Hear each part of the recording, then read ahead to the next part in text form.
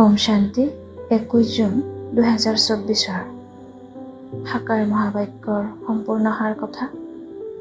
মৰমৰ সন্তানসকল, দেৱতা হোৱাৰ পূৰ্বে ব্ৰাহ্মণ নিশ্চয় হ'ব লাগে। ব্ৰহ্মাৰ মুখৰ সন্তানহে প্ৰকৃত ব্ৰাহ্মণ, যিসকলে ৰাজযোগৰ পঢ়াৰে দেৱতা হয়।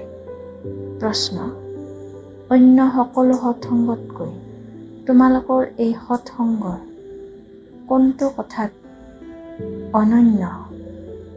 উত্তৰ: অন্য সৎসংগত কোনো লক্ষ্য উদ্দেশ্য নাথাকে, আৰু বেছিকৈহে ধন সম্পত্তি আদি সকলো হেৰুৱাই দিকভ্ৰান্ত হৈ ফুৰে।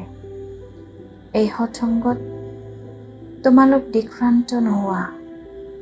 এইখন সৎসংগৰ লগতে পঢ়াশালীও হয়। পঢ়াশালীত পঢ়া শুনা কৰা হয়। দিকভ্ৰান্ত হৈ ফুৰিব নালাগে। পঢ়া মানে উপাৰ্জন। যিমানে তোমালোকে পঢ়ি শুনি ধাৰণ কৰা আৰু আনক ধাৰণ কৰোৱা, সিমানে উপাৰ্জন হয়। এই সৎসংগত অহা মানেই লাভেই লাভ। ধাৰণাৰ বাবে মুখ্য সাৰ: 1.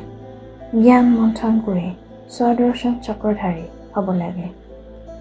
স্বদৰ্শন চক্ৰ ঘূৰাই পাপ খণ্ডন কৰিব লাগে। 2. অহিংসক হ'ব লাগে। 2. নিজৰ বুদ্ধি স্বচ্ছ পবিত্ৰ কৰি ৰাজযোগৰ পাঠ পঢ়িব লাগে আৰু উচ্চ পদ প্ৰাপ্ত কৰিব লাগে। অন্তৰত যাতে সদায় এইটোৱে আনন্দ থাকে যে আমি সত্যনাৰায়ণৰ সঁচা কথা শুনি মনুষ্যৰ পৰা দেৱতা হওঁ। বৰদান: মন বুদ্ধিক নিৰ্দেশনা অনুসাৰে বিধিপূৰ্বক কাৰ্যত লগাওঁতা নিৰন্তৰ যোগী হোৱা। নিৰন্তৰ যোগী অৰ্থাৎ স্বৰাজ্য অধিকাৰী হোৱাৰ বিশেষ সাধন হৈছে মন আৰু বুদ্ধি। মন্ত্ৰই হৈছে মন মনা ভৱৰ। যোগক বুদ্ধিযোগ বুলি কয়। গতিকে এই বিশেষ আধাৰস্তম্ভ নিজৰ অধিকাৰত আছে, অৰ্থাৎ নিৰ্দেশনা অনুসাৰে বিধিপূৰ্বক কাৰ্য কৰে। যি সংকল্প যেতিয়া কৰিব বিচৰা তেনেকৈয়ে সংকল্প কৰিব পাৰা। য'ত বুদ্ধি যুক্ত কৰিব বিচৰা ত'ত যুক্ত কৰিব পাৰা। বুদ্ধিয়ে তোমালোকৰ ৰজাক দিকভ্ৰান্ত নকৰে। বিধিপূৰ্বক কাৰ্য কৰে, তেতিয়া নিৰন্তৰ যোগী বুলি কোৱা হ'ব। শ্লোগান: মাষ্টাৰ বিশ্ব শিক্ষক হোৱা সময়ত শিক্ষক কৰি নল'বা। কৰ্মযোগী হ'বলৈ আজিৰ অব্যক্ত সংকেত।